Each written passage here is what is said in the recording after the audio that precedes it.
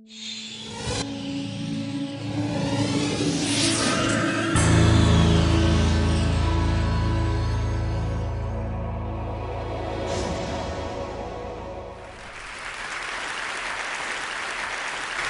know, one of the things that I'd like to say up front is that I'm really here by accident.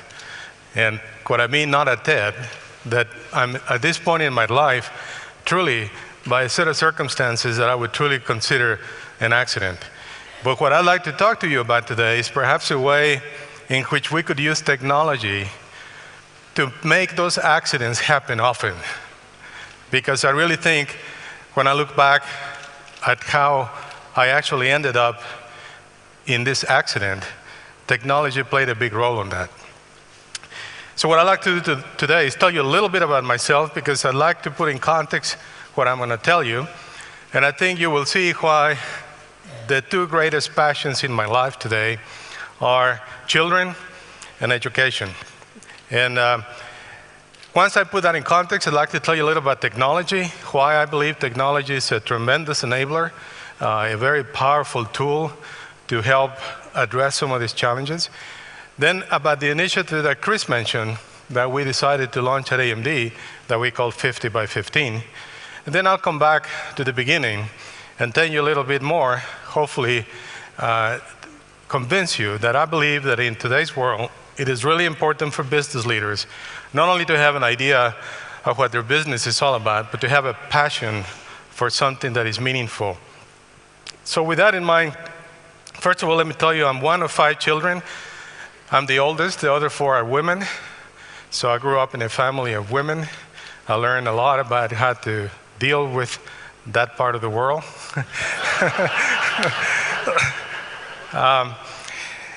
And as you can imagine, if you can picture this, I was born in a very small village in Mexico, in unfortunately very poor surroundings.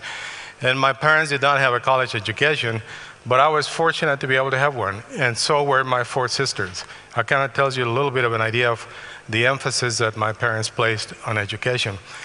My parents were fanatics about learning, and I'll come back to that a little bit later.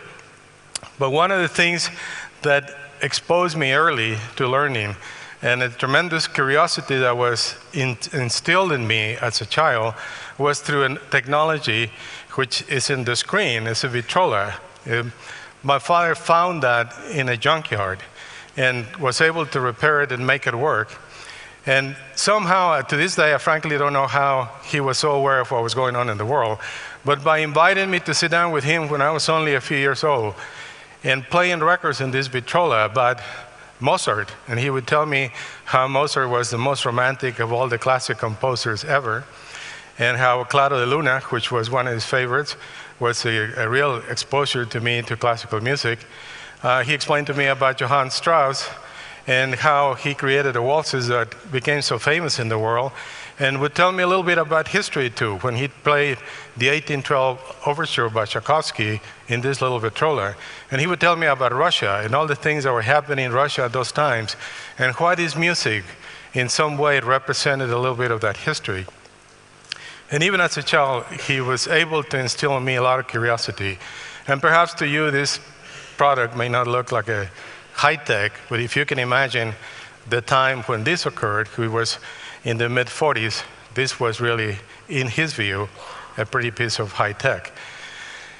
Well, one of the things that, that is really critical to try to kind of distill from that experience is that in addition to that, people ask me, I say, well, how did your parents treat you when you were a child? And I always said that they were really tough on me. And not tough in the sense that most people think of, where your parents yell at you or hit you or whatever.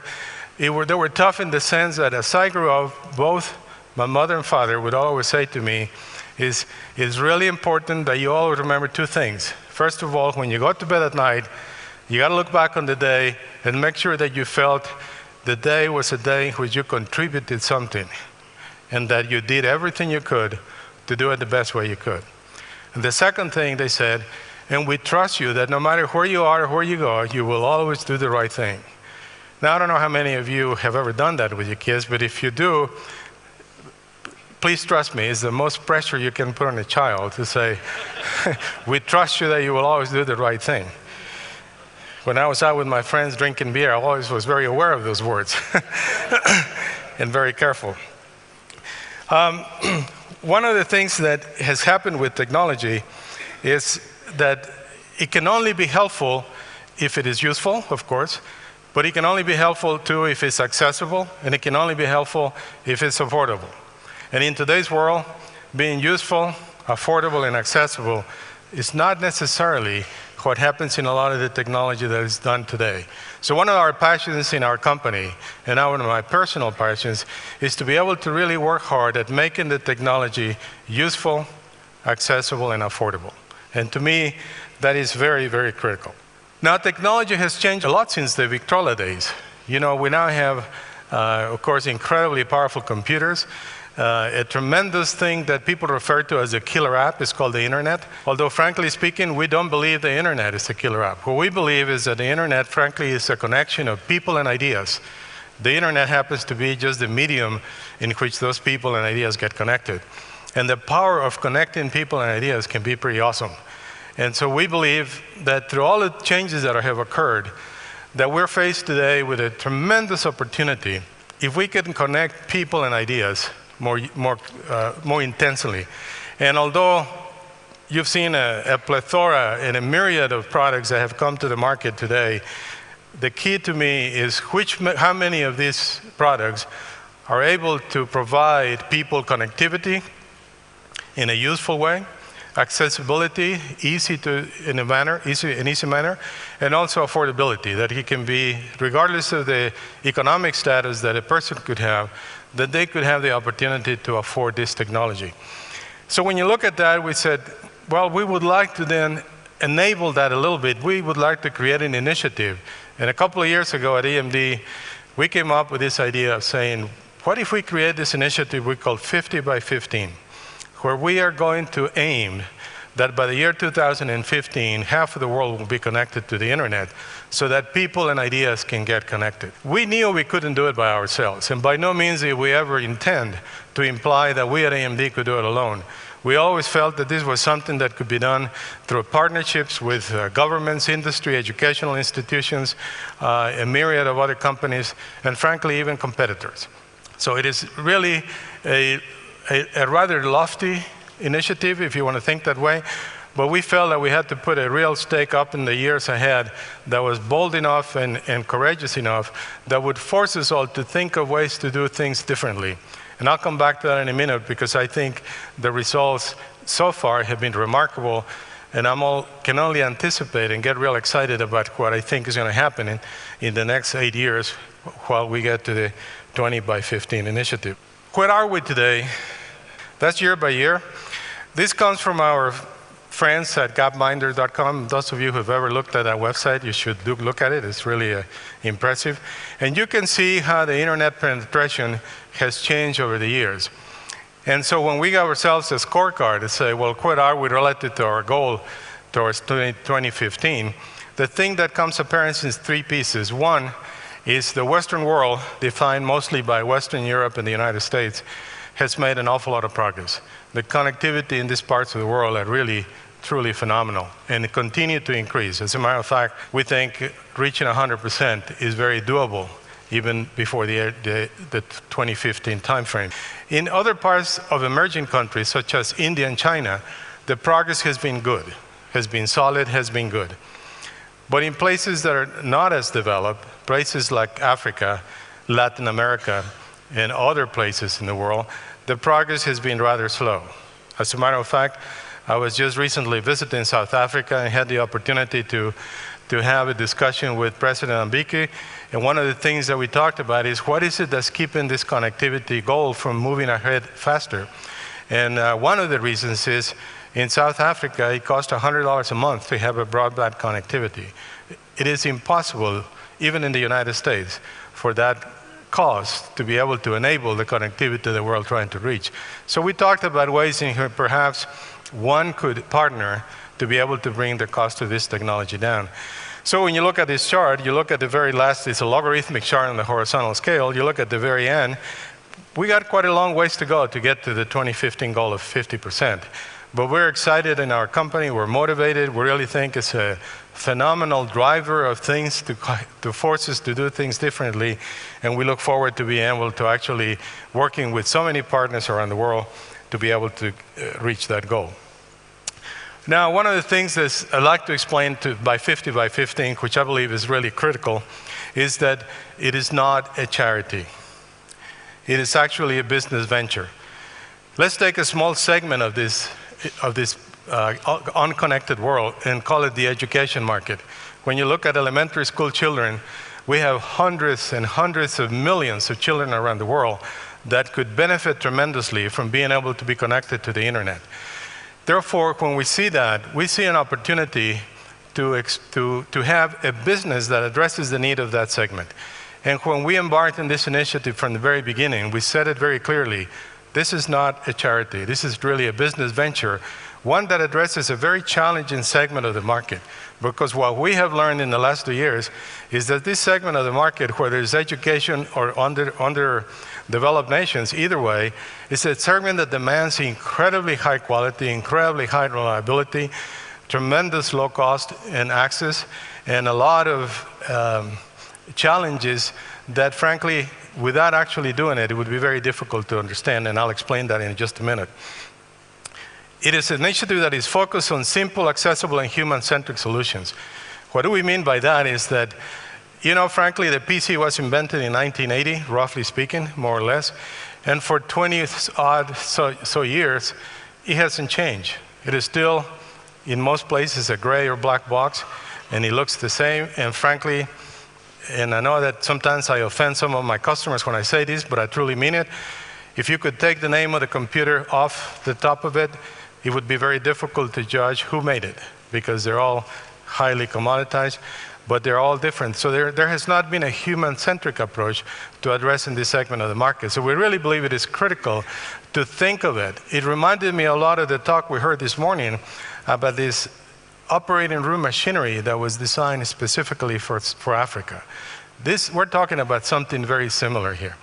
And it has to be based on a geosensitive approach. What I mean by that is that in some parts of the world, the government plays a key role in the development of technology. In other parts, it doesn't. In other parts of the world, you have an infrastructure that allows perhaps for manufacturing to take place. In other parts, it doesn't. And that we have to be sensitive about how this technology can be developed and put into action in those regions. And the last piece, which is really important, and this is an opinion that we have, not shared by many, by the way, this is one where we seem to stand alone in this one, is that we really believe that the greatest success of this initiative can come by fostering local integrated end-to-end ecosystems.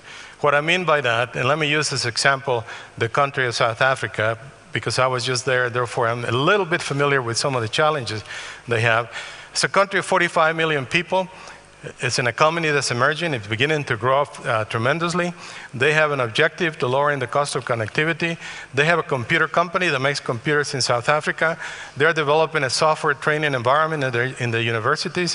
What a place, what an ideal place to create an ecosystem that could build the hardware and the software needed for the schools. And to my surprise, I learned in South Africa they have 18 dialects. I always thought they only had 2.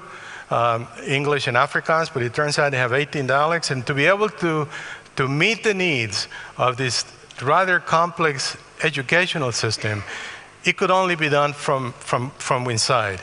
I don't think this segment of the market can be addressed by companies parachuting from another place of the world and just dumping product and selling into the market. So we believe that in those regions of the world where the population is large and there's an infrastructure that can provide it, that a local integrated end-to-end system is really critical for its success. This is a picture of a classroom that we outfitted with computers in Mexico, in my home country. This particular classroom happens to be in the state of Michoacan. Those of you that might be familiar with Mexico, Michoacan is a very colorful state. Children dressed with very colorful clothes.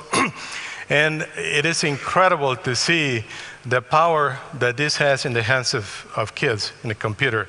And I have to tell you that it's so easy to appreciate the impact that access to technology and connectivity can have in the lives and education of these kids.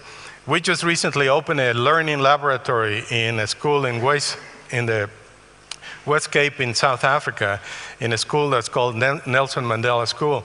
And when you see the faces and activities of these children being able to access computers is just phenomenal. And recently they've written us letters telling us how excited they are about the impact that this has had on their lives, on their educational dreams, on their capabilities, and it's just phenomenal. We have deployed 30 different technologies in 18 different countries, and we have been able to connect millions of people in an effort to continue to learn what this particular segment of the market needs and demands. And I have to tell you that millions doesn't sound like a lot in terms of the billions that need to be connected. It's a start. And we are learning a lot, and we're learning a tremendous amount about what we believe this segment needs to be able to be effective. One example of this has been the one laptop per child. Some of you are familiar with this. This is a partnership between MIT and a group of companies. Google is involved, Red Hat, and AMD is a key player. The electronics behind the one laptop per child are based on AMD technology. It's a microprocessor. But to give you an idea how creative this group of people can be, one of the objectives of the one laptop per child is to be able to achieve a 10-hour battery life, because it was felt that a school day would last at least 8 hours, and you wanted the child to have the ability to use the laptop for at least one full day without having to recharge it. The engineers have done a phenomenal amount of innovation on this part, and the battery life on this product is now 15 hours, just through a lot of innovative work people have done because they are passionate and motivated to be able to do this. We expect this to be deployed towards the end of this year, and we're very excited at the opportunities that this is going to offer in the field of education. It's a highly focused product aimed strictly at the education market, not only in the developing countries, but actually in the developed regions as well, because there are parts of the United States where this can have also a huge impact on the ability to make education more fun and more efficient. We also have partnered with TED in this project with Architecture for Humanity, and along with a TED Prize winner, Cameron Sinclair, we're having a contest that we have issued to the architecture community to come up with the best design for a computer lab for an emerging region. And we're really thrilled about the opportunity to be part of this, and can't wait to see what comes out of this exciting activity. Let me come back to the beginning to end this presentation. I'll tell you that one of the things that I feel is really critical for us in industry, in business, is to be able to be passionate about solving these problems. I don't think it's enough to be able to put them on a spreadsheet and look at numbers and say, yes, that's a good business. I really believe that you have to have a passion for it. And one of the things that I learned too from my parents, and I'll give you a little anecdote, especially from my father, and it took me a while to understand it. But he said to me when I went to college, he said, you're the first person in the family to go to college, and it's really important you understand that for civilization to make progress, each generation has to do better than the last one. And therefore, this is your opportunity to do better than my generation. Frankly, I don't know that I really understood what he told me at the time. I was eager to go off to college and go find girls and study, and girls and study. But then I finished college, and I fell in love. I graduated. I decided to get married. And on my wedding day, my father came to me again and said, you know, I'm going to remind you again that each generation has to do better than the last one. You have to be a better husband than I was, because that's how you make progress. And now it began to make sense, because I knew what a great husband he was, and now he was once again beginning to put pressure on me like he did when I was a little kid. And then a few years later, I had a child, my first child, and again, my father comes to the hospital, and we're looking at the glass and see all the children on the other side, and he said, I got to remind you again that for each generation to better, you're going to have to be a better father than I was. That's when it dawned on me the tremendous challenge that he was placing on me, because he was a great father. But the key is that he instilled in me a passion to really get up every day in the morning and want to do better, to really get up and think that my role in life is not just to be the CEO of a Fortune 500 company. It's got to be that someday I can look back and this place is truly better through some small contribution that perhaps each of us could make. Thank you very much.